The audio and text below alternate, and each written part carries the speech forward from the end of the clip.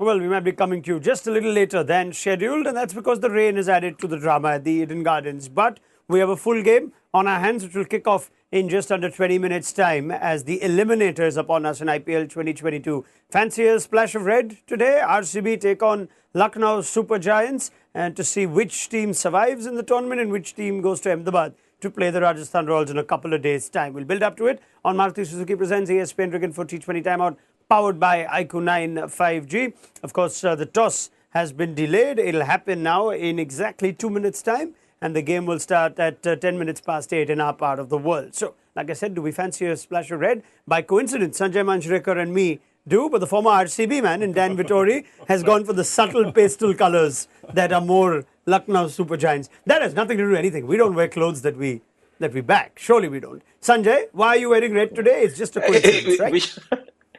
Typically, I'm going to start the show by cracking one of my terrible ones. Because we don't support anyone, we should actually be turning out without any particular attire or any color because we are so neutral. But anyway, wonderful. Yeah. That will take our viewership through the roof. One would think. Yes. If anything could take the viewership through the roof. Other people dress me, so. Yes, we don't have. So that's why we have Dan to balance out the IQ quotient in the experts panel. I'm the median.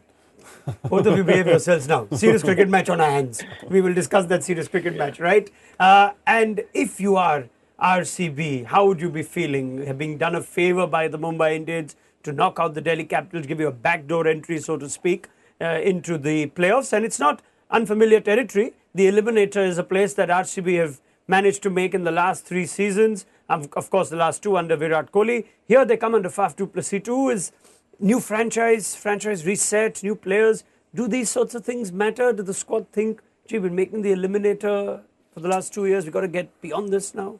I think RCB have celebrated the fact that they've made it 3 years in a row, and rightly so, to make the playoffs. It's not always easy, so I think they'll feel content. I hope they've recovered from their Mumbai Indians party that they had celebrating Mumbai doing so well to get ready for this game. But I think they'll have a lot of confidence. I mean, because it was so hard to get here and because they didn't know if they're going to get here, I think they'll feel like it's a bonus and therefore they should go into the game with a lot of confidence. This resetting of squads, Sanjay, and new players everywhere, RCB with a new captain also, they're technically the most experienced team in the playoffs among the 4 that have qualified. Does that matter at all? Absolutely, and that's why I regard Bangalore as the stronger favourites to get through purely on that ground. Because when you look at the top 4, the heavyweights in the team, you got Faf du Plessis, wonderful record in the playoffs. You've got Virat Kohli's played big World Cups, big games where he turns his game on, and then you've got Maxwell there, Dinesh Karthik, part of the international circuit. So that actually might just be the deciding factor about the comfort level of these 4 heavyweights in a big game like this. Do you echo that sentiment that a number of people believe that if RCB made it to the playoffs, which they now have, they are more dangerous looking at the rest of the lineup of the playoffs? Absolutely, and I think you throw Hazelwood into that with his international experience, the World T20 final, he's been around a lot.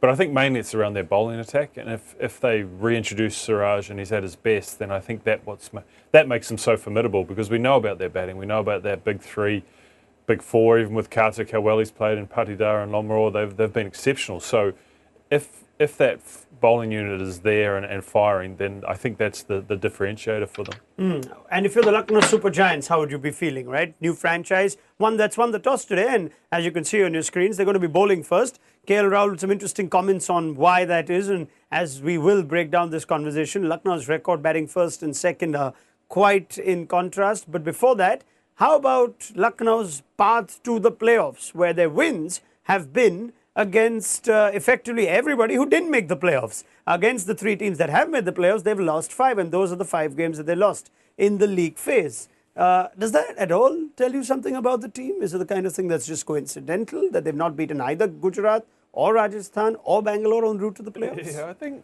that may have a little part to play. I think you worry when you'd think that the other 3 teams will have more confidence coming up against LSG because of the way they've played against them. So it may not make too much of a difference to Lucknow, but the other teams will probably be buoyed by their successes earlier in the season.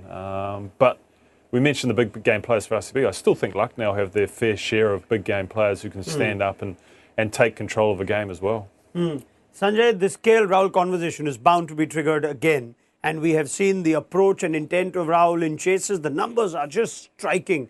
18.7, the average, batting second, strike rate of 100. Batting first, he's got a bulk of the runs that have kept him in the top 3 run getters this season. Averaging 85, strike rate of nearly 150. We saw what happened yesterday at the Eden Gardens. Now, is that reason enough for Lucknow to do something which they have not necessarily been successful doing? Not just with Rahul, but even with the record in the league stage. They are better setters than chasers. They're chasing today. Yes, and KL Rahul is such a big part of their batting. And he's a guy who, goes deep into the innings. It gets you big scores. So all those hundreds coming batting first. He's batted almost right through the innings. There have been occasions when he stayed not out without getting 100 for his earlier franchise. So he's a guy who likes to bat deep. And that record is something that almost sort of is evidence of something that I've noted with KL Rahul, which I've said before as well. His temperament, he's a phenomenal player, ability-wise. I mean, it's about, I've always said, his strike rate is dependent on KL Rahul himself. If he goes into a game, whatever the pitch, whatever the attack, and says, today I'm going to strike at 150, he can do it. But somehow, when he's chasing, he just believes that if it's 170 to get, I'm the guy who's got to do it. I'm the one who's got to see my team through. And that is where, he falters, and that record as well, reflects that there is a lot of similarity between KL Rahul's record that we saw just now and how Tendulkar was in the last few years of his, white ball career. With chasing, he again took too much responsibility on himself when there were enough good players in the later years of his career to back him or help him in a run chase. So simplistically, if you have to find a reason, cricketing reason, I think it just takes too much responsibility on himself. Feels like he's the guy who's got to do it. Yeah, and could that have been at odds with perhaps what he ideally would have liked to do in a big playoff game, which is bat first? He would be aware of those records. But the team would be saying, no, we saw what happened yesterday with Gujarat. We know that chasing is an advantage. So can that happen at times, that what the team decides and what the captain really wants could be at odds? It can be, but then the captain walks out to the toss and he may go and do what he wants. So that's happened in the And it's happened, Dan. It's happened definitely with the guy. Yeah. It has happened. Navjot Singh Sidhu did that at a very in a Ranji Trophy game. Yeah, carry on. Yeah, I think it's happened in the IPL too. I wouldn't be surprised. Yeah, as the I won't one name day names, comes but out. it's definitely happened. Once you write your book. Anyway. I think rain. I think rain's the most dominant factor here. That they'll be worried about the weather, and so therefore the chase.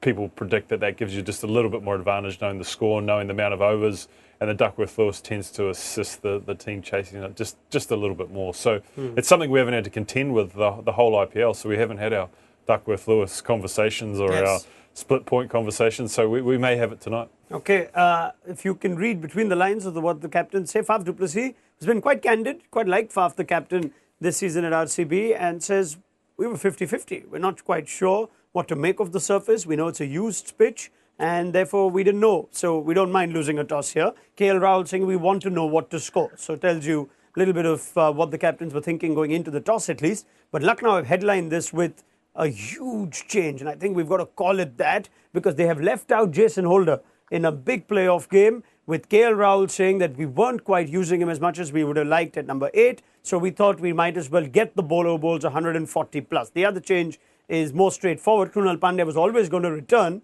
but he returns for K. Gautam, which keeps both Evan Lewis and Manan Vora, two curious choices as they returned into the LSG 11 in their last league game, unused when De Kock and Rahul carried their bats through in the last game. But that is the change that they've made. Chamira comes in for Jason Holder. Give me your first reaction. I always thought Chamira would come back in. I didn't anticipate it would be for Jason Holder. I thought they'd go back to that tried and tested bowling lineup and the fact that Huda could slot in at 3. And I suppose in some ways that you can understand the logic that they don't feel like they've used Jason Holder enough, whether it's batting or bowling. A lot of the time he hasn't bowled his 4 overs, so there's some merit in that. But Stoinis is the same. They've hardly used him in either capacity. So fascinating that in a big game they wanted to strengthen their batting lineup. That's what was their default position, where it feels like their bowlers have put them in this great position. So I'm slightly surprised. I don't mind it, but I am surprised. The Manjrekar one's the odd one. The fact that he comes in for the game before, didn't bat obviously, and then he's back in here. So who's going to bat three is the key question. We never got to answer it in the last game because number three didn't walk out to the middle. So Lucknow will be hoping for the same thing. Something tells me they might come out today. Be very unlikely. A 10-wicket win in an eliminator. Don't know how often it's happened. But Sanjay, give me your reaction to this news. Is it as big a deal as I initially think? Chamira was bound to come in, and I thought he would take the place of Evan Lewis. But clearly shows, how Lucknow are thinking. They're concerned about their batting. They're okay with their top 2 or 3, but after that, nothing's happening there. It's like a big gaping hole that they had to fill. So when you leave Holder out, and when you look at the seam attack or the bowling attack, it still has quality, and that is why I, just maybe mulling over that. It doesn't seem such a bad call because you still have a Mohsin Khan who's in form, Avesh Khan your death bowler, Chamira now will bowl your death overs, and then the others, Ravi Bishnoi and everyone's there.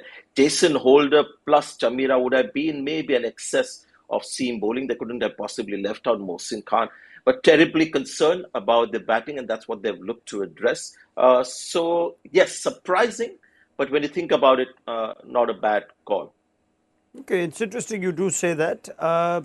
We have to perhaps go deeper into the use of some of these overseas all-rounders. Let's start with Marcus Stoinis. And we have seen a Stoinis who was one of you could call him a retained player, an acquired player. He held that same position, picked up before the auction. And if we just look at his entry points this season, 6 times that he's come in over number 14 or earlier, and over number 15 or later would be 3. He's faced a total of, I think, 97 balls this season in about 10 games, which in itself, I think, tells you the story you need to know.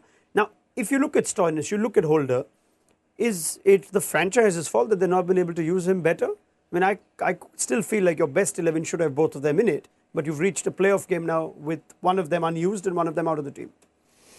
Yeah, I mean, it's a really good question. I feel like they should have just batted 4 and 5. I mean, Holder at 3 and then get Stoinis and Holder involved in the game, because I think you would have allowed them to be at their best. And that wouldn't have taken away from anything that Lucknow have done, because Krunal Pandya hasn't really been that effective when he's been pushed up the order, so he can slot down at 6 or 7, and then you get 2 very senior international players who have a lot of experience batting up the order. So I'm surprised they haven't at least tried that, because now you have Manjrekar, who, if things go well, is going to be an irrelevant player. He won't play a part in the game at all, apart from fielding. And if they've got him there in case they're in trouble, well, then he's not the sort of guy that's going to rectify that either. So whilst they've played exceptionally well on the back of that bowling unit, the back of that opening partnership in Dipak Hooda, I think they had an opportunity to be an even better team by utilising Stoinis and Holder in higher batting positions. Sanjay, if you want to extend on that point, we could also bring in the fact that the changes that they made, and look that in perspective, Evan Lewis hasn't played for them. Well, he played the last game, but he didn't bat. So effectively, Evan Lewis hasn't batted for them since the 24th of April in a competitive game.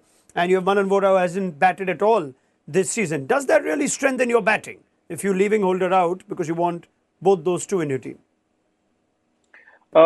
They're hoping that they'll come good. What must have happened? They're thinking, we need Chamira back in. We need some kind of backup with pace, or they would have had to leave Chamira out and Evan Lewis continues. My feeling is that there's still quality in the seam bowling, and I have said it numerous times, exactly what Dan said. I mean, Stoinis is more than just how many balls this season. I mean, he's a better batter than that. What they've looked to do, Lucknow, is try to make life easier for their batters, slightly less experienced, not big name batters, their lives easier, and letting Stoinis and Holder come in and sort of make the kind of impact like Dinesh Karthik, makes for Bangalore. But that hasn't happened. And even in my preview that I've done for you and a couple of other platforms, I thought in the big game, the simple thing for them to have done would have been to get them one position up, because Holder is also a fairly decent batter. And if you give him the responsibility, he might actually deliver better than Krunal Pandya. But I still want to keep faith in the batters that they've got because they haven't played at all. Maybe Manan Vora is doing something right. They're hoping maybe 2014 repeats itself or something like that. But I don't think it is that bad a call. Okay. But the more sensible thing to do would have been just pushing both Stoinis and Holder up one position. All right. Well, let's see if this is a call that turns out to be a bit of a genius or a masterstroke by Lucknow, or if they've tinkered with their team too much going into the playoffs. RCB made one change. Mohammad Siraj is back. Siddharth Kaul is out. Just the one game then for Kaul. That last league stage fixture against the Gujarat Titans. Faf saying at the toss, Siraj is a big match player. We want him back. He's had an underwhelming season. Is this the right call for you though, Dan? 100%. I think Siddharth Kaul obviously struggled a little bit and he's put in some situations that he probably wasn't prepared for because of Harshal Patel's injury. But Mohammad Siraj is an international bowler.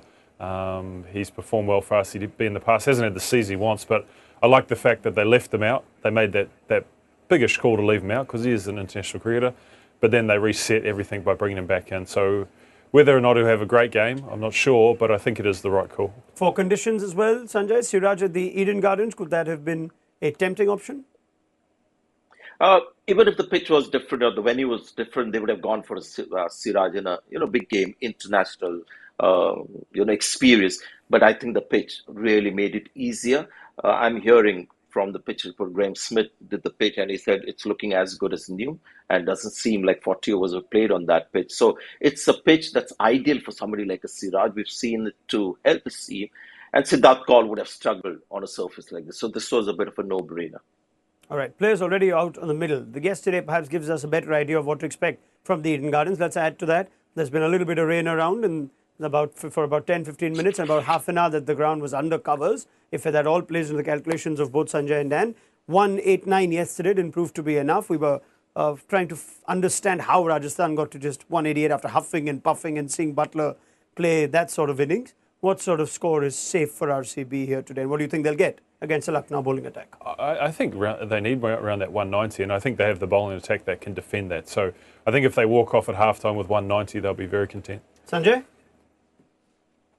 Exactly that. Not just the pitch, because the pitch is pretty good for batting. I mean, it looks like a mini cricket ground, isn't it? The number of fours and sixes that you get there. So, yeah, I think 190 minimum. All right, let's see if they get there. We've gone through an entire pre-show and not discussed Virat Kohli. What's wrong with us? Anyway, we'll pick it up at half-time. We don't need to, because there are a lot of other people who are doing that. So and it's all about balance. We've done it in the past. So we're giving Kohli a bit of a breather. Let him get some runs and then we shall discuss it. Or let him not get some runs and we'll discuss that as well at half-time. So join us then on Maruti Suzuki presents ESPN Cricket for T20 Timeout, powered by ICO 9 5G. Before I leave you, here is the ICO ESPN Cricket for Biggest Fan Challenge. If Rishabh Pant were a bowler, he would be. And if you answer that in 6 words or less with considerable amount of wit, you stand a chance to be on ESPN Cricket Info's live show this week. Follow those 3 steps, like the post, hashtag ICO, hashtag ESPN Cricket Info, and hashtag Biggest Fan Challenge should accompany your comment, and share it on your social media. Now, we'll see you at the end of 20 overs.